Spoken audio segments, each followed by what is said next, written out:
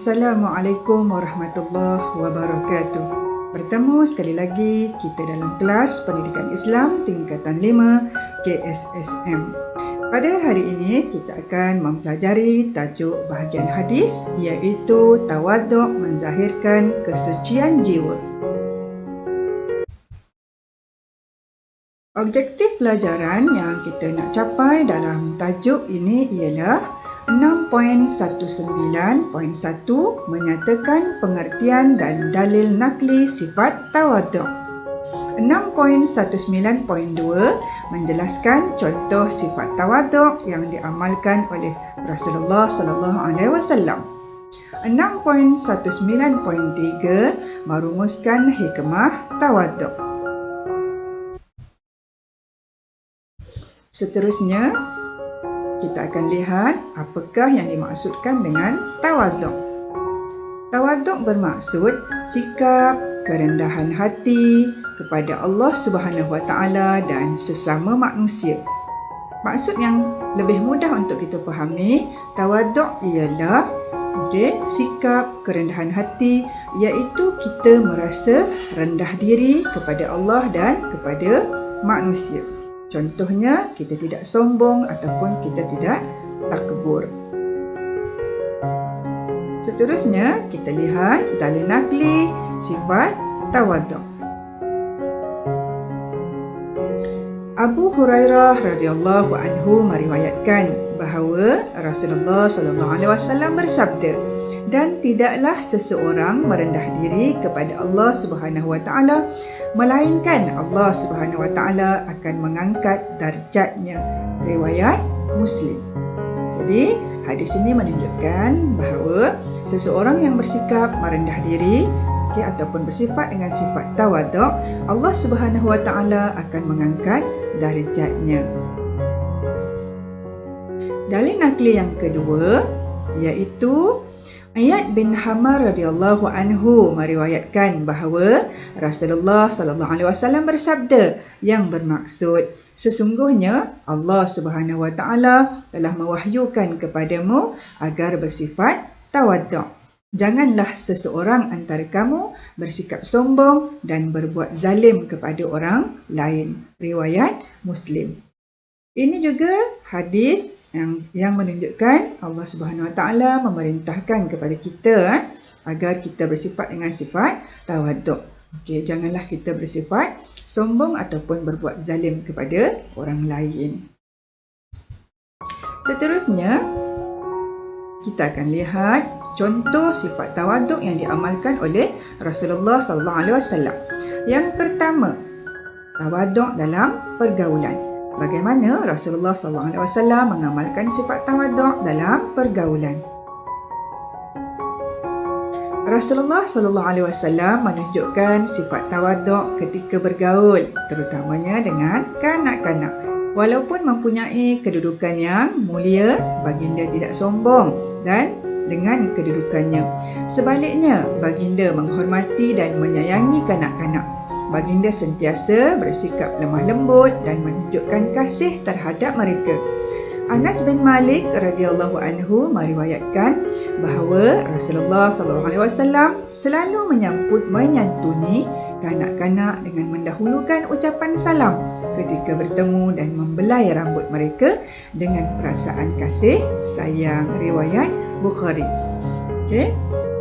Jadi ini merupakan salah satu contoh Rasulullah SAW dalam pergaulan, terutamanya dengan kanak-kanak.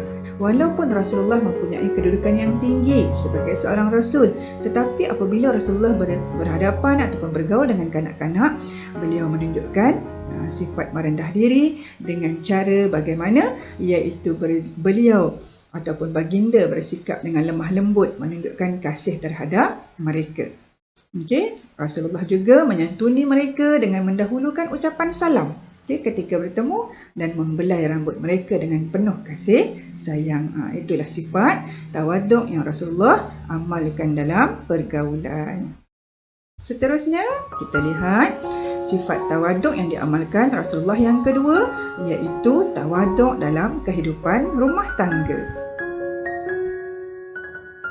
Rasulullah sallallahu alaihi wasallam menunjukkan sifat tawaduk ketika bersama-sama keluarga. Baginda bersama-sama membantu melayani keluarga dan menguruskan rumah tangga. Urwah bin Az-Zubair radhiyallahu anhu berkata, seseorang bertanya Sayyidatina Aisyah radhiyallahu anha, adakah Rasulullah sallallahu alaihi wasallam bekerja di dalam rumah baginda? Lalu Sayyidatina Aisyah menjawab, Rasulullah sallallahu alaihi wasallam menampal selipar. Bukan menampar ya. Menjahit pakaian dan melaksanakan tanggungjawab dalam rumah tangga seperti mana yang dilakukan oleh orang lain. Jadi ini menunjukkan Rasulullah SAW bersifat merendah diri dalam kehidupan rumah tangga.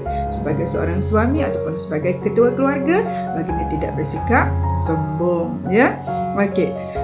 Sehingga Urwah bin Az-Zubair radhiyallahu anhu berkata, ada seseorang bertanya kepada Aisyah, Sayyidatina Aisyah, adakah Rasulullah ni bekerja di dalam rumah baginda? Jadi Sayyidatina Aisyah menjawab, ya, Rasulullah bekerja dalam rumah tangga. Contohnya Rasulullah sendiri pernah menampal selipar.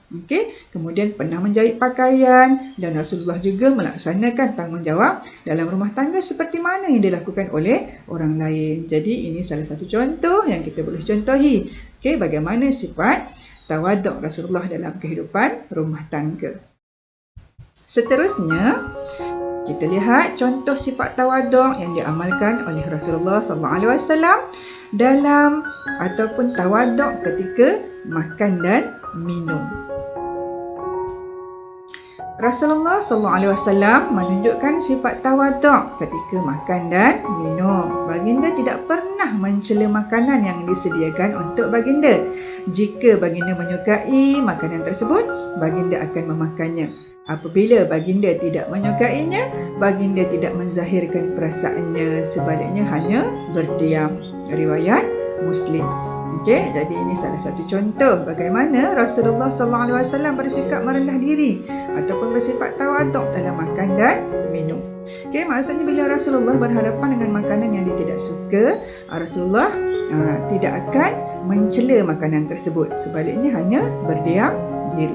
Jadi kita pun begitulah dalam kehidupan seharian. Ketika kita berhadapan dengan makan dan minum, kita hendaklah bersyukur dengan nikmat Allah Subhanahu Wa Taala yang telah merezekikan kita dengan makanan ataupun minuman tersebut. Janganlah kita suka mencela makanan atau minuman yang kita tidak suka. Jadi kita amalkanlah apa yang Rasulullah telah ajar kepada kita dalam sunnahnya. Sekarang kita akan lihat apakah hikmah tawaduk. Hikmah yang pertama, membentuk insan yang bertakwa kerana sentiasa mengamalkan sifat mahmudah. Daripada sifat tawaduk tadi, hikmah yang kita boleh dapat ialah membentuk insan yang bertakwa kerana sentiasa mengamalkan sifat mahmudah.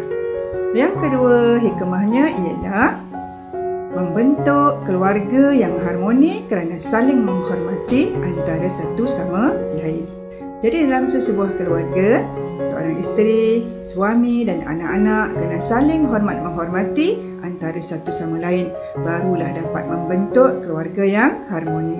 Tidak bolehlah dalam keluarga seorang suami bersikap dengan sifat sombong ataupun ego, kerana dia sebagai seorang suami. Ataupun isteri bersikap dengan sifat sombong kepada suami dan anak-anak. Jadi kalau sifat sombong, sifat ego diamalkan dalam rumah tangga, sudah tentulah tidak dapat mencapai keharmonian. Jadi kita kena mengamalkan sifat tawaduk untuk menjadikan keluarga kita harmoni, seterusnya bahagia sentiasa. Hikmah tawaduk yang ketiga ialah dikasihi masyarakat kerana tidak bersikap sombong. Contohnya seorang pemimpin yang mengamalkan sifat tawaduk, sudah tentulah masyarakat akan menyayangi dan mengasihi beliau kerana sikap merendah diri yang beliau amalkan. Hikmah yang keempat iaitu membudayakan sikap merendah diri demi kepentingan Islam. Jadi menjadi tanggungjawab umat Islam untuk kita sentiasa mengamalkan sifat merendah diri dalam apa jua situasi.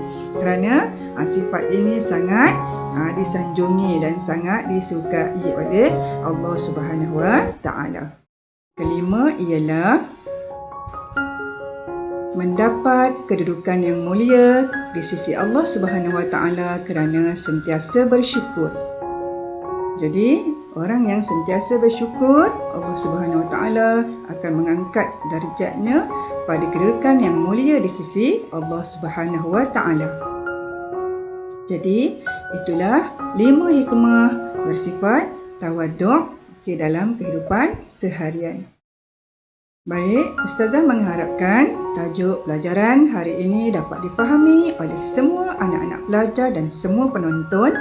Semoga sifat tawaduk ini dapat kita amalkan dalam kehidupan seharian kita sebagai umat Islam. Jadi Ustazah mengharapkan sokongan daripada semua penonton untuk tekan subscribe, like dan share video ini. Semoga kita dapat bertemu lagi pada pelajaran akan datang. Sekian, terima kasih. Semoga bermanfaat dan selamat beramal. Sudah-sudahi dengan wabillahi taufiq wal hidayah. Assalamualaikum warahmatullahi wabarakatuh.